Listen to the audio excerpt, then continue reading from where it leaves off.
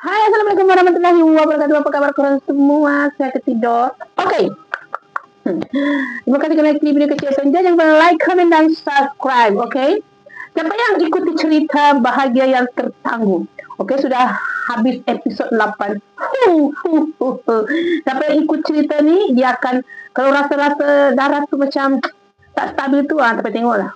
Sebab betul-betul cerita ni betul-betul lah menguji yang namanya kesabaran untuk memaki, menghamun para pelakon-pelakon tu di dalam drama lah, bukan original pelakon dia. Maksudnya di luar-luar tu macam isu Islam tu, kena maki dia, tak lah. Tu, siapa yang ikut cerita ni pasti tahu betapa rasa macam nak baling je lah. Pelakon-pelakon termasuk si Kaju dengan suami yang tak guna tu, dengan si Sakwan lagi, dengan si Asri lagi. Empat pelakon dalam ni. Bukan tu saja, rakan ofis si Hana pun sama. Ya Allahu Akbar. Betul-betul dalam cerita ni betul-betul membuatkan emosi kita. Okey, kadang-kadang kalau kita tengok drama macam dari sini dia jahat, tapi di sini ada yang baik. Tapi dalam cerita ni di sini jahat, sana jahat, sini jahat. Ya Allah. Okey, nanti si tekanan rumah tangga si Hana dah dihadap di rumah. Sampai ke ofis, dapat pula atasan yang perangai dia macam segala idea-idea yang si Hana bagi tu seolah-olah idea dia macam dia yang dapat pujian daripada bos. Lepas tu jumpa pula si mama si Umi si Kamal dalam cerita ni, nama dia Amrin. Amrin yang gila harta, bukan gila harta, macam nak satu orang yang nak jadikan menantu ni mesti sama level. So dah di sana jahat, di sini jahat, di sini semua.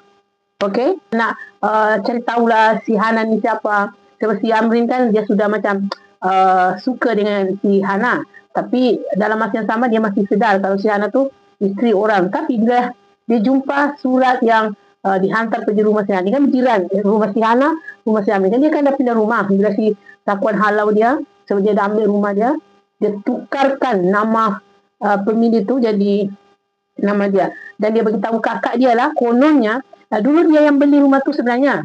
Tapi memandangkan si Hana ni kan isteri dia, so dia bagilah, diletakkanlah nama si Hana lah dalam surat tu, pemilik rumah tu.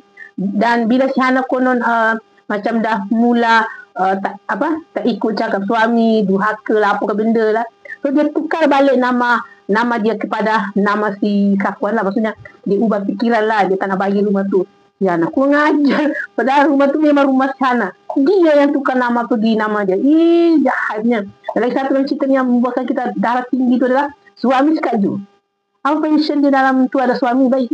Kaju ibu tunggal je senang sikit kalau dia nak minta duit dengan si Sakwan tu, kita boleh faham lah. Kan dia tak ada suami, dia nak besarkan anak dia yang seorang tu.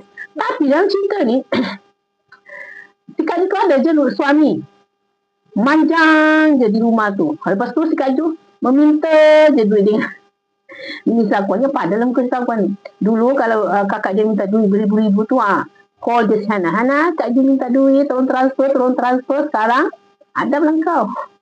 Kakak dia sikit-sikit, Dek Wan, kakak dah bagi kutu lah, dia belanja rumah lah. Padahal bukan macam tu tau. Dia bagi suami dia untuk bayar hutang. Jangan bikin bayar hutang, konon dia berhutang dengan skema-skema lah, sekian-sekian lah. Padahal dia tu sebenarnya ni main judi online.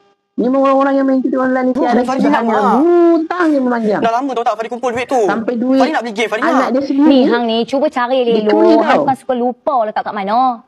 Lepas tu nak Mesti mengaku. abang yang ambil tahu Ya Fadi kan. Allah. Dan yang si Hana dah pindah rumah, si dia berjiran dengan si Kamal Adik, si Amrin nama dia dalam tu. Dan si Asrin dia mengandung anak si Sakwan. Tapi saya rasa kan itu bukan anak si Sakwan lah. Sebab apa? Sebelum dia ini dengan si Sakwan, dia tu memang dah keluar dengan mana-mana jantan dia. Dia macam sejenis perempuan yang di mana ada duit, siapa yang ada duit tu, itulah dia ini.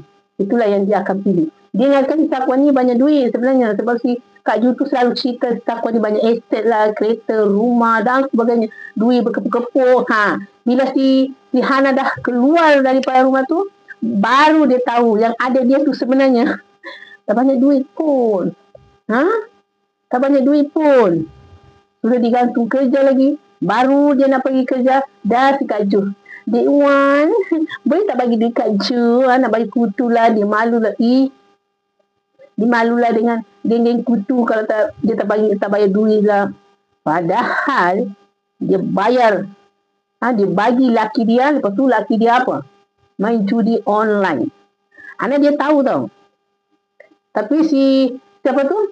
Si Kak Ju tak percaya. Dia kata anak dia tu jadi macam tu sebab terkena hasutan daripada si Hana. Kurang ajar. Dan cerita ni betul-betul menguji kesabaran tau. Dengan si Kak Ju-nya lagi yang barannya aku.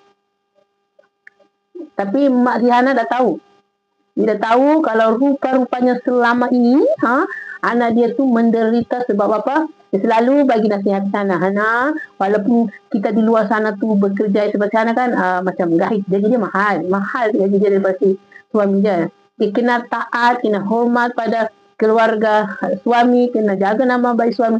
So Hana ni ikutlah apa yang mak dia cakap. Dia tak nak dihormatlah dengan si Zakwan. Apa jika dia minta dibagi duit apa semua. Tapi bila mak dia tahu kalau rupanya selama ni si Hana diperlakukan sedemikian sebab mak si Hana pergi mau jumpa si Hana di rumah dia, rumah lama tu. Tapi si Kak Ju yang keluar dengan sombongnya kata si Hana tu dah keluar daripada rumah tu sebab macam-macam sekian-sekian. Lepas tu ditolaknya si mak si Hana sampai jatuh. Di situ dia tahu. Dia cakap perlakuan dia Kak Ju tu memang macam tu ke? Baru si Hana cerita semua. Si Safwan kena lebak.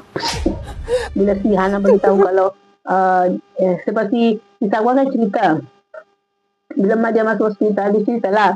Cakap si Hana tu keluar daripada rumah sebab dia derhaka, dia tak dengar cakap, sekian. Tapi bila si Hana datang, dia beritahu lah. Dia cakap, mak tahu kan yang Hana akan dengar nasihat mak, akan ikut cakap mak. Saya tinggalkan rumah tu sebenarnya sebab si Safwan ada perempuan lain, dia curang. Terus dia lempang. Pada muka. So mak si Hana menyesal lah. Dia menyesal sebab suruh si Hana taat. Rupa-rupanya suami dia macam tu. Anak dia menderita mata-mata kerana nak taat dengan suami. Si Hana ni babak lain dia masih boleh tahan lah. Disuruh bayar ini, bayar itu, dia masih okey. Tapi bila sampai kepada tahap yang si Zakwan ni curang, suami dia curang, dia tak berterima. Terus keluar dah tu. Sebetulnya si Zakwan yang dihalau keluar. Tapi disebabkan dia sudah tukar nama kepada pemilik tu kepada si Zakwan. So, si Hana tiada hak lah. Memang betul-betul menjadi Hana ni betul tekanan weh. Tapi sekurang-kurangnya dia dah lepas satu tekanan daripada keluarga si Zakwan dengan si Zakwan yang tak guna. Kan? Tapi bila pergi ke rumah baru, jumpa pula mak si Amrin tu dan tak suka dia.